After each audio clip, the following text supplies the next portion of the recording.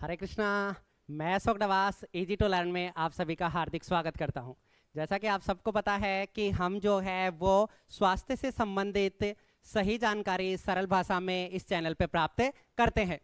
लेकिन अभी जो आपने देखा कि एक नोटिफिकेशन आया है, एम्स दिल्ली जो है कॉमन रिक्रूटमेंट एग्जामिनेशन जो है कंडक्ट करवा रहा है, जिसमें ग्रुप बी और सी की कई सारी पोस्टें हैं। जैसा कि मैंने आपसे वादा किया था कि जब तक एग्जाम होता है जितनी कोशिश हो सकती है हम कोशिश करेंगे हॉस्पिटल सर्विसेज से संबंधित वे सारे के सारे सवाल जो आपको एग्जाम में देखने को मिलेंगे, ठीक है, उन सारे सवालों के बारे में हम डिस्कस करेंगे। हम कोशिश करेंगे कि कैसे एग्जाम में सवाल को आपको सॉल्व करना है, किस तरीके से आपको जवाब देना है। जैसा कि आपने मीडियम भी देखा था, एम्स दिल्ली ने बताया था कि मीडियम जो है वो हिंदी और इंग्लिश दोनों है, इसलिए मैंने जहां तक कोशिश की है हिंदी और इंग्लिश हम दोनों में बात करेंगे। सवाल जो है हिंदी में भी रहेगा, इंग्लिश में भी रहेगा। आप भी कोशिश करेंगे कि थोड़ा बहुत इंग्लिश पढ़ने की भी कोशिश करें, थोड़ा सा समझने की कोशिश करें, ताकि यदि कोई सवाल जो है वो इंग्लिश में आता है तो आप उसका जवाब भी दे सकें। यदि आप तैयारी कर रहे हैं मोर्चरी अटेंडेंट की, हॉस्पिटल अटेंडेंट की, या फिर आप तैयारी कर रहे हैं नर्सिंग ऑर्डिनरी की, यदि तैयारी कर रहे हैं ओटी असिस्टेंट की, यदि तैयारी कर रहे हैं मल्टीटास्किंग स्टाफ की, तो इन सब के लिए जरूरी जो पोर्शन रहेगा हॉस्पिटल सर्विस का आपके लिए जरूरी है। तो मैं आशा करता हूं कि आप जो है वो क्लास को एंजॉय करेंगे और सवालों का जवाब ढूंढने की कोशिश करेंगे। आप में से बहुत सारे स्टूडेंट ऐसे होंगे जिन्होंने लास्ट सीआरई जो है वो एग्जाम दिया था, लेकिन किसी कारणवश उनका सिलेक्शन नहीं हुआ। उनको घबराने की जरूरत नहीं है। जैसा कि साफ लिखा हुआ है कि हारना सीखने का एक तरीका होता है, ये हार का मतलब नहीं होता। यदि आपका सीआरई में नहीं हुआ लास्ट टाइम तो इसका मतलब ये नहीं है, ठीक है, कि आप हार गए। इसका मतलब है कि आपको भी दूसरा चांस मिला है, ठीक है। उस समय आपका नहीं हुआ तो ये आपके पास सेकंड अपॉर्चुनिटी है, इसको आपको खोना नहीं है। पूरी मेहनत जो है वो आपको करनी है।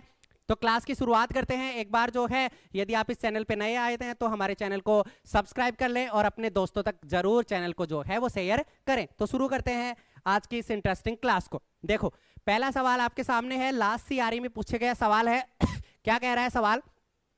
सवाल बोल रहा है कि which of the following is worn to protect your cloth and body from splash and spray of blood and body fluids.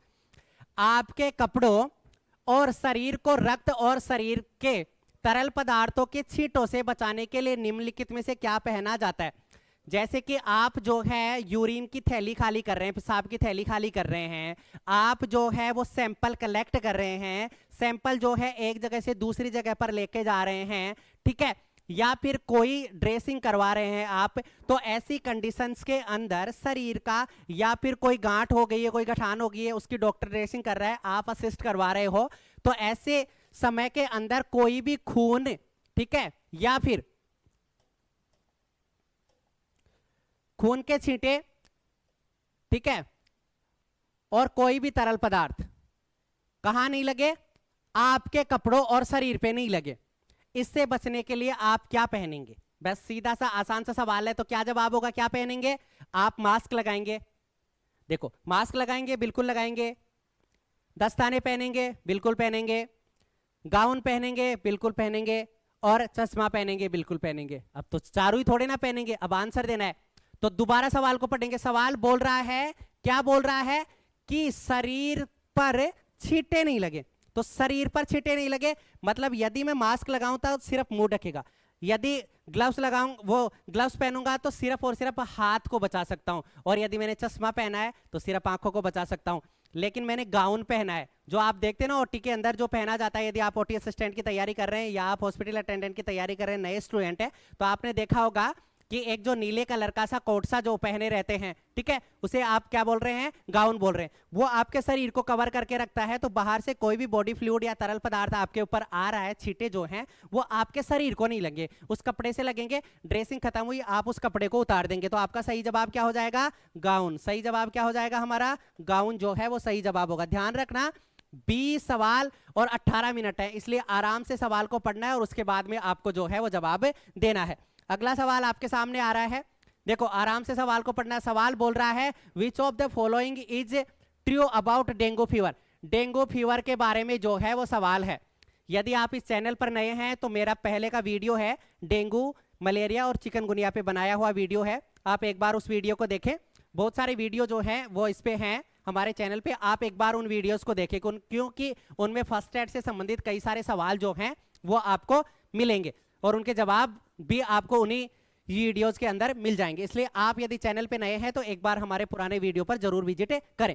सवाल है कि डेंगू फीवर से संबंधित कौन सा कथन सही है। तो डेंगू फीवर क्या होती है, डेंगू बुखार जो होती है उससे संबंधित पूछ रहा है। तो डेंगू बुखार जो है वो अर्बोवायरल इन्फेक्शन है। क्या है, अर्बोवायरल इन्फेक्शन है। दूसरा बोल रहा है कि पिछले 2-3 सालों में भारत में इसका रेट जो है वो क्या हुआ है, कम हुआ है। मतलब डेंगू जो है वो पहले की तुलना में अब कम हुआ है पिछले 2-3 सालों में। आगे बोल रहा है कि डेंगू जो है वो इपिडेमिक और एंडेमिक, कहने का मतलब एक व्यक्ति के अंदर होने वाली या एक से ज्यादा व्यक्तियों के अंदर होने वाली बीमारी है। कैन सर्वाइव एंड एम्बिडिएंट टेम्परेचर, मतलब ये बीमारी, ये वायरस ऐसा है जो हमारे शरीर के तापमान पर जो है वो जीवित रह सकता है।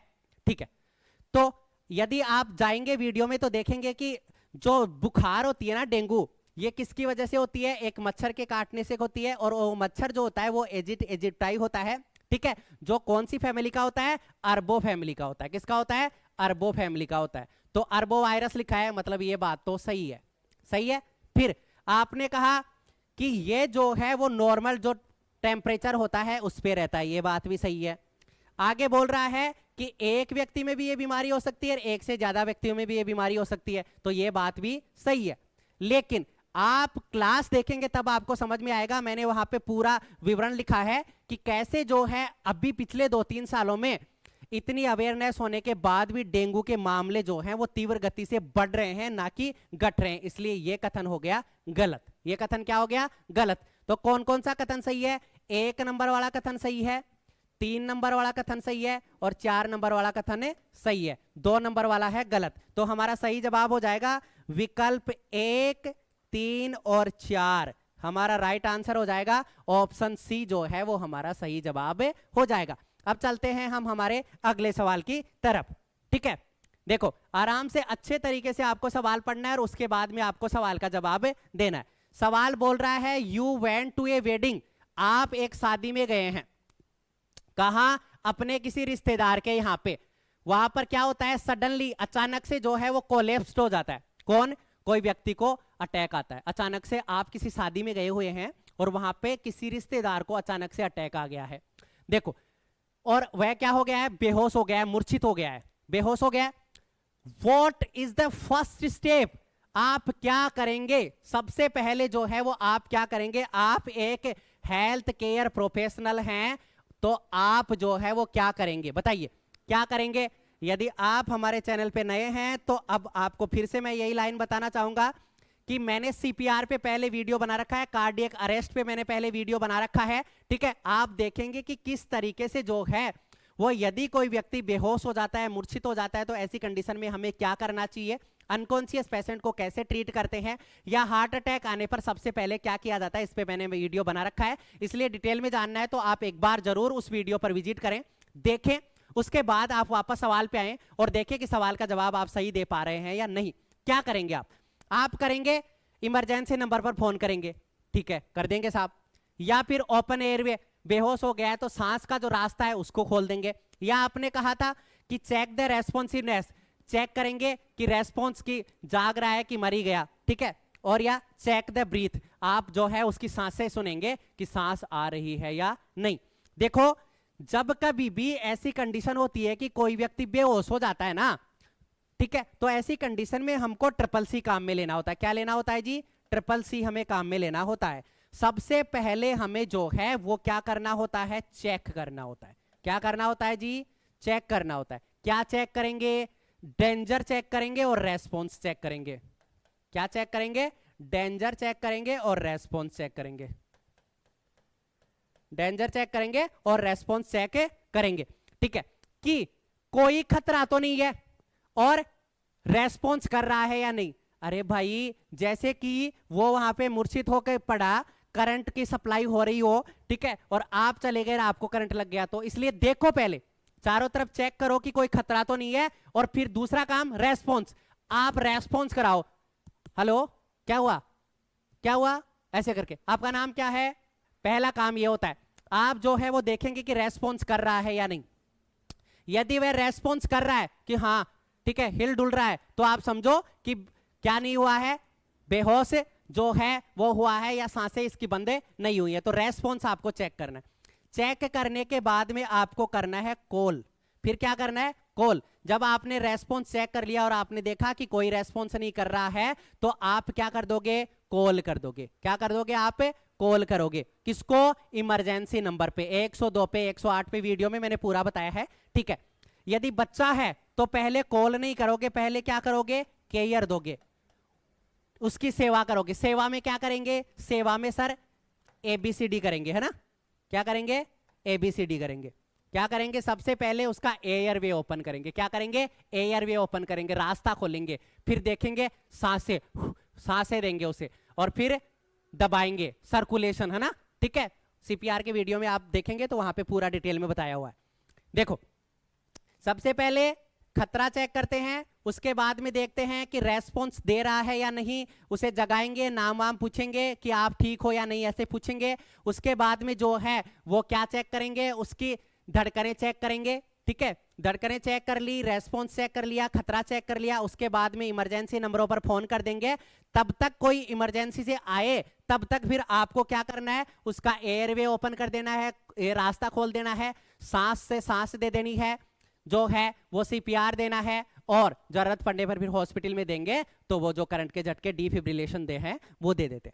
तो अब ऑप्शन के हिसाब से जाएंगे। तो सबसे पहले क्या करेंगे? सबसे पहले डेंजर देखेंगे। तो क्या यहाँ पे डेंजर वाला ऑप्शन है? नहीं है सर, डेंजर का कोई ऑप्शन नहीं दिया। तो फिर क्या करेंगे? फिर सर रेस्पॉन्स चेक करेंगे। तो देखो रेस्पॉन्स से संबंधित कोई ऑप्शन में है क्या? सर ऑप्शन में है, ऑप्शन में है चेक द रेस्पॉन्सिवनेस। ऑप्शन में है क्या? Check the responsiveness. हम जो है उसका रेस्पॉन्स चेक करेंगे। अब कुछ लोग मेरी तरह क्या कर रहे हैं? सीधा की कॉल कर देंगे, भाई बेहोश हो गया। तो कॉल नहीं करना। हेल्थ केयर प्रोफेशनल हो आप, ठीक है, तो आपका पहला काम चेक करना है। चेक करके जो है वो फिर कॉल करना है, ठीक है। और कॉल करने के बाद ये पहला नंबर पे आ जाएगा, कॉल करने वाला दूसरे नंबर पे आ जाएगा। फिर तीसरे नंबर पे क्या करेंगे? अच्छा, चेक द ब्रीथ। रेस्पॉन्स के बाद में क्या चेक करना था? ब्रीथ चेक करना था। सांसें जो है वो आप देख लेंगे, या धड़कनें जो है वो आप चेक कर लेंगे। इसके बाद में ये दूसरा हो जाएगा, ये आपका तीसरा हो जाएगा, और ओपन द एयरवे चौथा जो है वो हो जाएगा। फिर ब्रीथिंग जो है पांचवा, और चेस्ट कंप्रेशन जो है वो छठवा। ऐसे प्रायोरिटी तय करते हैं। हेल्थ केयर प्रोफेशनल है तो कैसे काम करना है, इसलिए ध्यान रखना। आप एग्जाम दे रहे हो तो आता सबको है, लेकिन कैसे हमें जो है वो सवालों का जवाब देना है, ये बहुत जरूरी चीज है। बहुत आसान सा सवाल है, ऐसा जनरली देखा जाता है। सारे के सारे सवाल आसान नहीं होते हैं, लेकिन जब हम एग्जाम दे रहे होते हैं हमारे दिमाग में थोड़ा सा स्ट्रेस रहता है, इसलिए आपको घबराने की जरूरत नहीं है। आराम से मस्त तरीके से जो है वो पेपर देना है, सवाल को अच्छे से पढ़ना है, बहुत सही जवाब जो है वो देना है, क्योंकि सारे ऑप्शन जो है वो हमें लगते हैं कि सारे ही सही होंगे। मैं आपको जो है वो आसान तरीके से समझाने की कोशिश करूंगा। आप भी यदि चैनल पे नए हैं तो एक बार चैनल को जो है वो सब्सक्राइब कर लेंगे, अपने दोस्तों तक जो है वो शेयर कर देंगे और क्लासें लेंगे। अगला सवाल आपके सामने है। अगला सवाल कह रहा है what is the root of BCG vaccine. ये सवाल भी लास्ट CRE के अंदर पूछा गया है। क्या कह रहा है? सवाल कह रहा है कि BCG का वैक्सीन जो है वो किस रूट से दिया जाता है। तो पहली चीज तो आती है BCG क्या है, तो बेसिलस कैलमेट गुरीन है। ये एक क्या है? टीका है। ये क्या है? एक टीका है। ये टीका किसके खिलाफ लगाया जाता है? TB के खिलाफ लगाया जाता है। यदि ये टीका किसी बच्चे को लगा देते हैं तो उस बच्चे को TB नहीं होती है। तो ये सवाल भी जो है वो एग्जाम में पूछा गया है कि TB के रोकथाम के लिए, कि किसी बच्चे में TB ना हो, इसके लिए कौन सा टीका लगाया जाता है? तो इसके लिए BCG का टीका लगाया जाता है। फिर बात आती है कि ये BCG का टीका कब लगता है, तो आप बोलेंगे TB से बचाव के लिए ये टीका लगता है। और कब लगता है? जन्म के समय लगता है। कब लगता है? जन्म के समय लगता है। सवाल जो है बेटा जी इम्यूनाइजेशन से है, इम्यूनाइजेशन या टीकाकरण से है। टीकाकरण पे भी मैंने जो है वो पूरा वीडियो बनाया है। आप एक बार पुराने वीडियो पे जाएंगे और टीकाकरण का भी देखेंगे। मैंने पहले भी आपको कहा था कि पढ़ाई करना ही है, पढ़ाई करने के अलावा आपके पास कोई ऑप्शन नहीं है। यदि आप अपना फ्यूचर सिक्योर करना चाहते हैं, एक अच्छी नौकरी करना चाहते हैं, ठीक है, तो पढ़ना पड़ेगा। मैं पहले भी शुरू से यही बोल रहा था जब से मैंने चैनल बनाया कि ये जागरूकता के लिए है, पर इनको पढ़ना पड़ेगा, समझना पड़ेगा, जानना पड़ेगा, क्योंकि एग्जाम में सवाल वहीं से आते हैं। यदि अब तक भी आपने वो वीडियो नहीं देखे हैं तो आप एक बार दोबारा जरूर उन सारे वीडियो पे जाएं और देखें, उन्हीं में आपको जो है वो जवाब मिल जाएंगे, ठीक है। तो टीकाकरण के अंदर आप पढ़ेंगे कि जन्म के समय सबसे पहला जो टीका लगता है लेफ्ट साइड में इधर अपर आर्म पे लगता है, ठीक है। और कैसे लगाया जाता है? 15 डिग्री पे लगाया जाता है। कैसे लगाया जाता है? 15 डिग्री पे, ठीक है। टीकाकरण अभियान के अंदर कई सारी तरीके से टीके लगाए जाते हैं। तो कुछ टीके जो है वो आईडी लगते हैं, ठीक है। कुछ टीके जो है वो सबक्यूटेनियस लगते हैं, कुछ टीके जो हैं वो ओरली लगते हैं, और कुछ टीके जो हैं वो आईएम लगते हैं। कहने का मतलब, सबक्यूटेनियस का मतलब होता है हमारी जो ऊपरी त्वचा होती है इसके नीचे जो है वो हम जो है वो टीका लगाते हैं 45 डिग्री पर। एकमात्र ऐसा टीका है जो सबक्यूटेनियस लगता है, उसका नाम है मीजल्स, ठीक है। मीजल्स का टीका जो होता है वो 9 महीने पे लगता है, जो सबक्यूटेनियस लगता है। यहां से भी एग्जाम में सवाल पूछा गया है, ठीक है। मीजल्स का टीका जो है वो सबक्यूटेनियस लगता है, सबक्यूटेनियस लगता है, उपचर्म पे लगता है, ठीक है। और मीजल्स की बीमारी की रोकथाम के लिए लगाया जाता है, ठीक है। जो आप माता वाता बोलते थे ना वो वाला में, ठीक है। आईडी का मतलब क्या होता है? इंट्राडर्मल, ठीक है। एपिडर्मिस ऊपर की त्वचा है, इससे नीचे वाली जो त्वचा है वो डर्मिस है, ठीक है। अब डर्मिस के अंदर जो है वो इंजेक्शन लगाया जाएगा। डर्मिस के अंदर इंजेक्शन लगाए जाते हैं 2, ध्यान रखना। कितने इंजेक्शन लगाए जाते हैं? 2 इंजेक्शन। इसमें ध्यान रखना एक ही टीका लगाया जाता है मीजल्स एससी, और आईडी लगता है 2 टीके लगते हैं। कौन कौन सा? एक तो बीसीजी का टीका लगता है, ठीक है, और एक इनएक्टिवेटेड पोलियो वैक्सीन का लगता है। कौन सा लगता है? इनएक्टिवेटेड पोलियो वैक्सीन का लगता है, FIV, fractional inactivated polio vaccine. यदि आप नए हैं इस चैनल पे तो हमारे टीकाकरण वाला इम्यूनाइजेशन का जो वीडियो है उस पे आप देखो, वहां पे मैंने पूरा डिटेल में बताया है। पढ़ना तो पड़ेगा आपको, एक बार नोट्स बना लेंगे तो आसान हो जाएगा, है ना, ठीक है। ओरली जो है वो टीके लगेंगे आपके 3, मतलब मुंह से। मुंह से कौन कौन से टीके लगाए जाते हैं? एक तो आप सबको पता है पोलियो का, ठीक है। क्या बोल रहे हो, हिंदी में लिखूं? हाँ, ठीक है। एक तो पोलियो का टीका लगता है। किसका लगता है? पोलियो का टीका लगता है। अरे पोलियो का 2 बूंद खुराक पिलाते ना तो वो टीकाकरण के अंदर ही तो आता है ना, ठीक है। वो वैक्सीन ही है, पर वो वैक्सीन कैसे जाती है? मुंह से जाती है, ठीक है। इसके अलावा एक जाता है आपका रोटा वायरस। क्या जाता है? Rota virus. रोटा वायरस क्या है? किसके लिए? डायरिया के लिए। दस्त हो जाते हैं ना बच्चे में, तो उसे दस्त को रोकने के लिए एक वायरस के खिलाफ जो बनाया गया वैक्सीन है वो दिया जाता है, रोटा वायरस। उसकी भी बूंद पिलाई जाती है, और एक विटामिन ए की बूंद पिलाई जाती है। किसकी? विटामिन ए की। तो यहां से भी एग्जाम में सवाल पूछा जा सकता है कि विटामिन ए जो है वो किस रूट से दिया जाता है। तो किसी बच्चे को आप जो है वो विटामिन ए पिलाने लेके जा रहे हो, तो उस बच्चे के कौन सी तरीके से या किस तरीके से वैक्सीन लगेगा तो आप बता दो कि ओरल, वो तो मुंह में पिलाया जाएगा, ऐसे आपको तुरंत पता चल जाएगा। इसके बाद IM, मसल्स के अंदर, ठीक है। किसके अंदर? मसल्स के अंदर जो है वो टीका लगेगा। ये जो मसल्स के अंदर आपको टीका लगता है, ये टीके लगते हैं लगभग 5। कितने प्रकार के वैक्सीन लगते हैं? 5 प्रकार के। कौन कौन सा लगता है?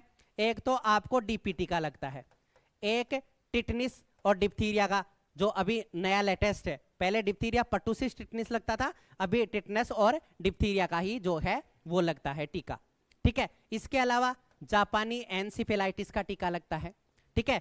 नीमोकोकल का लगता है, ठीक है। PCV का लगता है, HIV का लगता है, ठीक है। HBsAg का लगता है।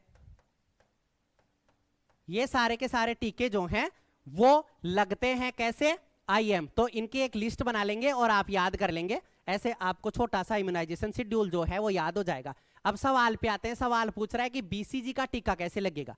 तो BCG का टीका लगेगा ID। कैसा लगेगा? ID, intradermal. कैसा लगेगा? इंट्राडर्मल। तो ऑप्शन में देखो इंट्राडर्मल, ये लास्ट CRE में पूछा गया सवाल है, तो अच्छे से जो है वो आपको जवाब देना है। अब आगे चलते हैं अगले सवाल के ऊपर। अगला सवाल क्या कह रहा है? देखो, बहुत अच्छा सवाल है। सवाल बोल रहा है कि एक मरीज जो है इमरजेंसी डिपार्टमेंट के अंदर आया है, क्या हो रहा है उसको? अपर GI ब्लीडिंग हो रही है। पेट का जो उपला हिस्सा है ना उसके अंदर ब्लीडिंग हो गई है, और ब्लीडिंग जो है वो 3 घंटे पहले चालू हो गई थी, और अब अस्पताल में आया है। अब कहाँ आया है? अस्पताल में। और आप अस्पताल में हैं तो सबसे पहले क्या करोगे? बताओ। ब्लीडिंग से जो है ये सवाल है। ब्लीडिंग पे भी मैंने वीडियो बनाया है, ब्लीडिंग का वीडियो जो है वो आपको मिल जाएगा। ब्लीडिंग होने पर क्या करें, ठीक है, किस तरीके से मैनेज करें, इस पे भी मैंने वीडियो बना रखा है पूरा का पूरा। आप एक बार जरूर विजिट करेंगे। ब्लीडिंग वाले वीडियो पर भी नए स्टूडेंट है तो मैं बोल रहा हूं अभी भी आपके पास 1.5 महीना बहुत वक्त है। ऐसे नहीं है कि समय नहीं है, समय बहुत है। मैथ रीजनिंग जो आपको आती थी, आप शुरू से पढ़ते आ रहे हैं 10 से। हॉस्पिटल सर्विसेज आपके लिए नए हैं, तो इनके लिए आपको थोड़ा सा वक्त देना पड़ेगा।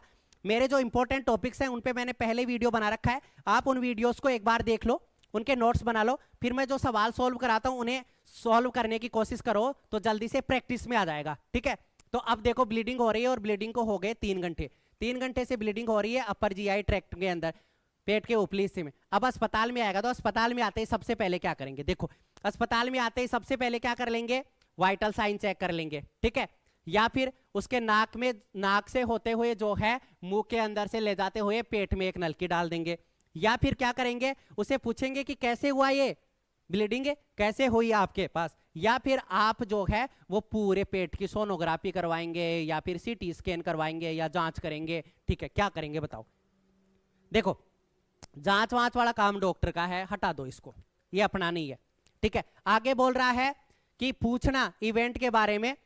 इवेंट के बारे में हम पूछेंगे, पर पहले पेशेंट जो आया है ना हमारे पास, उसे थोड़ा सा रिलैक्स कर देंगे, क्योंकि 3 घंटे से ब्लीडिंग हो रही है। तो सबसे पहले हम क्या करेंगे, उसके वाइटल साइन ले लेंगे। हम देखेंगे कि ऑक्सीजन का लेवल कितना है। ठीक है, कहीं आदमी जो है या व्यक्ति जो है सुस्त तो नहीं पड़ गया है, क्योंकि खून जो होता है ना वो ऑक्सीजन को लेके जाता है। किसको लेके जाता है, ऑक्सीजन को लेके जाता है। तो खून ब्लीडिंग ज्यादा होगी, खून कम हो जाएगा तो ऑक्सीजन की कमी भी हो जाएगी, जिसकी वजह से सुस्ती आ सकती है। ठीक है, बेहोश हो सकता है, इसलिए आप सबसे पहले वाइटल साइन चेक कर लेंगे। ठीक है, तो सही जवाब हो जाएगा हमारा वाइटल साइन चेक करना। अगला सवाल आपके सामने आ रहा है। अगला सवाल है, what are the indicator of a severe burn. बहुत ज्यादा गंभीर जल गया, बर्न से सवाल है, जलने से संबंधित सवाल है। इस पे भी मैंने वीडियो बना रखा है, बर्न पे भी मैंने जो है वो वीडियो बना रखा है। मैंने पहले ही आपको बोला है कि पढ़ना तो आपको ही पड़ेगा, मैं बस आपकी हेल्प कर सकता हूं। वो सवाल आपको बता सकता हूं जो एग्जाम में पूछे जाते हैं, लगभग एग्जाम में पूछे जाते हैं, बार बार एग्जाम में पूछे जाते हैं उन सवालों के बारे में, पर पढ़ना तो आपको ही पड़ेगा। यदि चीजें नहीं है तो अभी भी 1.5 महीना है, थोड़ा सा टाइम लगेगा, सब सही हो जाएगा। बर्न का वीडियो है, उसमें आप देखेंगे कि बर्न की कई सारी डिग्री होती हैं। जैसे कि बाहर से कोई तेज प्रकाश आया, ठीक है, या हम जो है वो रोटी सेक रहे थे, ऐसी दौरान जो है वो हमें जल जाता है। ठीक है, वो पहला बर्न होता है। सेकंड डिग्री बर्न होता है कि हमारी स्किन से नीचे की तरफ चला जाता है। थर्ड डिग्री या सीवियर बर्न जो होता है उसके अंदर जो है वो मांसपेशियों से होता हुआ नर्व्स तक जाता है, और उसमें जो है वो दर्द नहीं होता है। अब पूछ रहा है सीवियर बर्न मतलब बुरी तरीके से जला हुआ। तो बुरी तरीके से जला हुआ तो हम क्या देख लेंगे, सीधा से देखेंगे इतना बर्न हो गया तो दर्द होगा, है ना। लेकिन यहीं पे गलती कर दिया, क्या हो गई, यही गलती होगी। आप वीडियो में देखेंगे तो मैंने बताया है कि कैसे क्या होता है, हमारी जो नसियाती हैं वो हमें संकेत देती हैं। तो जलने की प्रोसेस जब नर्व एंडिंग्स तक चली जाती है तो जो हमें बताने वाली होती है, अरे हमें राह दिखाने वाले हमारे घर के बुजुर्ग होते हैं, माँ बाप होते हैं। जब हम माँ बाप का कहना नहीं मानते तो बच्चे बिगड़ ही जाते हैं ना, तो ऐसा ही है। अब हमें जो बताने वाला है, हमें राह दिखाने वाला है, जो नर्व हैं वो डैमेज हो गई, वो जल गई, जो हमें ये बताती है कि दर्द होगा वही जल गई है, तो दर्द नहीं होगा। तो सबसे पहले ऑप्शन में ढूंढो कि सीवियर बर्न है तो दर्द नहीं होगा वाला देखो। ठीक है, तो इसमें भी दर्द है तो नहीं, इसमें भी दर्द है नहीं, इसमें भी दर्द है नहीं दर्द नहीं, एक ही ऑप्शन है। तो यही हमारा क्या हो गया, आंसर हो गया कि स्किन तो जली हुई रहेगी ना, सब में ही है। स्किन में, इसमें भी जली हुई स्किन है, इसमें भी जली हुई है, इसमें फपोले बन गए हैं, और इसमें स्किन जो है वो लाल हो रही है। तो जला हुआ तो सब में है, लेकिन हमें कैसे पता चले कि सीवियर बर्न हो गया। तो ज्यादातर मेरी तरह क्या करेंगे, एग्जाम देने जाएंगे, बोलेंगे ओ बहुत इजी सवाल था, मैं तो करके आ गया। क्या करके आ गया, पूछा था कि जला हुआ सीवियर बर्न, तो ज्यादा जलेगा तो ज्यादा दर्द होगा, तो वो गलती होगी ना। ज्यादा जलेगा, सीवियर बर्न होगा तो पेन नहीं होगा। क्यों नहीं होगा, उसके बारे में वीडियो में अच्छी तरीके से बताया गया है, आप एक बार वीडियो पर जरूर विजिट करें। ठीक है, आपको कौन से टॉपिक के बारे में पढ़ना है वो भी आप बता सकते हैं। ठीक है, अगले सवाल पे चलते हैं। अगला सवाल क्या कह रहा है, अगला सवाल बोल रहा है health care worker is providing first aid to a victim of a poisonous snake bite. ठीक है, left lower leg, which action should the health care provide implement first. आप जो है वो क्या है, हेल्थ केयर से संबंधित प्रोफेशन में रहने वाला एक व्यक्ति हैं, और आपने देखा कि आपके रिश्तेदार को घर में किसी को एक जहरीले सांप ने काट लिया। क्या कर लिया है, किसी को एक जहरीले सांप ने काट लिया है। तो आप क्या फर्स्ट एड देंगे, स्नैक बाइट से सवाल है, इस पे भी मेरा वीडियो है, स्नैक बाइट पे भी जो है वो मैंने वीडियो बना रखा है, आप एक बार वो वीडियो भी देख सकते हैं। ठीक है, स्नैक बाइट होता है जब जहरीला सांप काट लेता है, तो जो हमारी प्रायोरिटी होती है वो प्रायोरिटी होती है क्या, क्या होती है प्रायोरिटी? हाँ, इमोबिलाइजेशन। क्या प्रायोरिटी होती है? इमोबिलाइजेशन होता है। सबसे पहले जो है वो हम क्या करेंगे, आसपास डेंजर चेक करेंगे, जैसा आपको बताया। डेंजर चेक करने के बाद में जो है वो आप देखेंगे कि सांप काट के किधर चला गया है, वो सब देख लिया। उसके बाद में मरीज को जो है इमोबाइल कराएंगे। यदि उसने कोई रिंग पहन रखा है, ठीक है, कोई कड़ा पहन रखा है, कोई जूता पहन रखा है, कोई टाइट मफलर बांध रखा है वहां पे कुछ, तो उसको निकाल देंगे। क्यों निकाल देंगे वो मैंने वीडियो में बताया है, क्योंकि जहां पे सांप काटेगा तो उसके बाद में क्या होगा, सूजन आएगी। तो यदि आपने कोई कड़ा वड़ा पहना है तो वो सूज जाएगा, तो वो अंदर दस जाएगा, इसलिए नुकसान ज्यादा हो सकता है, इसलिए उसको निकालना पड़ेगा। ठीक है, और क्या करना है, बांधने वाला स्कीम आजकल बंद कर दिया, आजकल होता है पीआईबी, प्रेशर इमोबाइल बैंडेज। ठीक है, मतलब जिस जगह पे काटा है उस जगह को क्या रखना है, स्थिर रखना है। इमोबाइल यानी स्थिर रखना है। क्या करना है, स्थिर रखना है। तो अब मरीज को जो है वो सांप ने काटा है, कहां पे, आपने कहा था कि लोअर लेग में, किसमें, लेफ्ट साइड में। कहां काट लिया है, लेफ्ट साइड के पैर के अंदर काटा है। तो लेफ्ट साइड के पैर के अंदर काटा है मरीज को, तो किसको आप स्थिर रखोगे, लेफ्ट साइड के पैर को। ऐसे नहीं है कि पूरे के पूरे मरीज को आप बोलो कि भाई गर्दन भी मत हिलाओ, ऐसे नहीं है कि सारे के सारे पूरा शरीर ही जो है वो एकदम स्थिर, सारे शरीर को स्थिर रखने की जरूरत नहीं है। अरे वो ऐसे बैठ सकता है, ठीक है, हाथ उठा सकता है, गर्दन उठा सकता है। जहां पे काटा है, यदि हाथ में काटा है तो हाथ को नहीं हिलाना है, पैर में काटा है तो पैर को नहीं हिलाना है। ठीक है, तो सारे शरीर को स्थिर करने की जरूरत नहीं है। हाँ, आप उसे सुला सकते हो, आप क्या कर सकते हो, लाई उसे सुला सकते हो, ये सही बात है, आप क्या कर सकते हो, सुला सकते हो, पर पूरे शरीर को स्थिर करने की कोई आवश्यकता नहीं है। ठीक है, remove the client left shoes. हाँ, अब उस पैर में खाया है तो आपने कहा था ना कि जो भी आपने कोई कड़ा रिंग या जूता पहना है तो वो भी निकालना पड़ेगा, तो वो भी निकालना पड़ेगा। ठीक है, immobile the client left leg, left leg को हिलने डुलने नहीं देना, ये बात भी सही है। ठीक है, और keep the client warm as possible, गर्म रखो, रखो पर प्रायोरिटी नहीं है। अब प्रायोरिटी की बात पूछ रहा है, मतलब सबसे पहले का काम पूछ रहा है, तो सबसे पहले का काम पूछ रहा है, तो हमारे पास दो आते हैं, कौन कौन सा, या तो पग को ना हिलाने दिया जाए या जो है चीजों को। और मैंने भी आपको यह बताया कि आपको जो है जो पहनी हुई चीज है उन्हें निकालना है। अब देखो यहां पर सवाल जो है उसका आंसर आपको कैसे मिलेगा, आप जो है ऐसे भी बोल सकते हैं कि नियम अनुसार तो पहले चीजों को निकालना चाहिए। हाँ, निकालना चाहिए चीजों को, लेकिन चीजों को निकालना नहीं है। यदि किसी ने आपको बोला कि ये प्रायोरिटी फर्स्ट है तो भी गलत हो जाएगा। क्यों, अरे भाई आप उसका जूता निकालेंगे तो पैर हिलेगा नहीं, जूता निकालेंगे तो पैर हिलेगा नहीं, क्या हिलेगा ना, तो पहले क्या कर दो, पहले इमोबाइल कर दो उसको। ठीक है, और ऐसे बांध दो, इस तरीके से बांधने के बाद उसका जूता निकाल दो। प्रायोरिटी है पहले, यदि कड़ा है कि यदि हिलता नहीं है तो उसको निकाल दो, पर चांस है कि वो हिलेगा, आप उसको निकालेंगे, तो इसलिए पहले उसे फिक्स कर दो और उसके बाद निकालो। इसलिए सही जवाब जाएगा हमारा कि मरीज के बाएं पैर को आपको स्थिर रखना है, मरीज के बाएं पैर को जो है वो आपको स्थिर रखना है। उसके बाद में उसके जूते वूते जो है वो निकाल देना है। क्लियर है? ठीक है, आप हमारे क्लास पे विजिट कर सकते हैं, वहां डिटेल में बताया गया है। चलते हैं हम हमारे अगले सवाल की तरफ। अगला सवाल क्या बोल रहा है, अगला सवाल बोल रहा है ओटी असिस्टेंट का यदि आप एग्जाम दे रहे हैं तो आपके लिए ये बहुत ही बेनिफिशियल सवाल है, आप तुरंत इस सवाल का जवाब दे देंगे। सवाल है which nurse work outside the sterile field. Sterile field का मतलब यदि आप CSST टेक्नीशियन का एग्जाम दे रहे हैं तब भी आप जानते होंगे, मतलब किसी भी मरीज का ऑपरेशन कर रहे हैं जैसे, ठीक है, जैसे कि ये ऑपरेशन थिएटर है, तो इस ऑपरेशन थिएटर में ये ओटी टेबल लगी हुई है, यहाँ पे मरीज लेटा हुआ है, ये यहाँ पे डॉक्टर जो है वो ऑपरेशन कर रहा है और यहाँ पे जो है वो उसे असिस्ट करवा रही है नर्स। ठीक है, ये जो एरिया जो आपको मैंने बताया ये वाला एरिया स्टेराइल एरिया होता है, मतलब यहां पर जो है वो कोई भी माइक्रो ऑर्गेनिज्म, कोई भी जीवाणु जो है वो नहीं है। क्यों नहीं है? क्योंकि यहां पे आपने मरीज को खोला है और यदि यहां पे जीवाणु रहेंगे तो मरीज का तो आपने ऐसे पेट चीर दिया है और उसके अंदर तो जीवाणु घुस जाएंगे तो वो तो मर जाएगा बेचारा, नुकसान हो गया ना। इसलिए यहां पे साफ सफाई का पूरा ध्यान रखा जाता है। अब पूछ रहा है कि ये इस साफ सफाई के अभियान स्टेराइल फील्ड के आउटसाइड, इसके बाहर भी तो लोग रहेंगे ना काम करने वाले, अरे इसके बाहर भी तो लोग जो है वो काम करने वाले रहेंगे। तो पूछ रहा है कि इस स्टेराइल फील्ड के बाहर काम करने वाली नर्स को क्या कहा जाता है? तो ऑपरेशन थिएटर असिस्टेंट का यदि आप एग्जाम लिख रहे हैं तो आपको पता होगा कि ऑपरेशन थिएटर में डॉक्टर की सहायता करने के लिए दो प्रकार की नर्स होती हैं। एक होती है सर्कुलेटरी नर्स। क्या होती है? Circulatory nurse. सर्कुलेटरी का मतलब सर्कुलर, घूमने वाली नर्स। ठीक है, इसका सामान इधर लाया, इधर का सामान उधर दिया, उधर का सामान इधर दिया, ऐसे सर्कुलेटरी, सर्कुलर।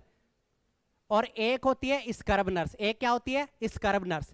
स्क्रब नर्स जो होती है वो तो रहती है स्टेराइल एरिया के अंदर, ठीक है, और सर्कुलेटरी नर्स जो रहती है वो आउटसाइड द स्टेराइल एरिया रहती है। मतलब जहां पे ऑपरेशन हो रहा है, जहां पे स्टेराइल एरिया है वहां नहीं रहती, उसके आसपास रहती है, बाहर रहती है। जैसे मैं बताऊं, किसी का ऑपरेशन हुआ, कोई गांठ निकाली है, तो गांठ निकाली है तो डॉक्टर और ये जो स्क्रब नर्स है जो अंदर काम कर रही है ओटी टेबल के आसपास, वो उस गांठ को लेंगे।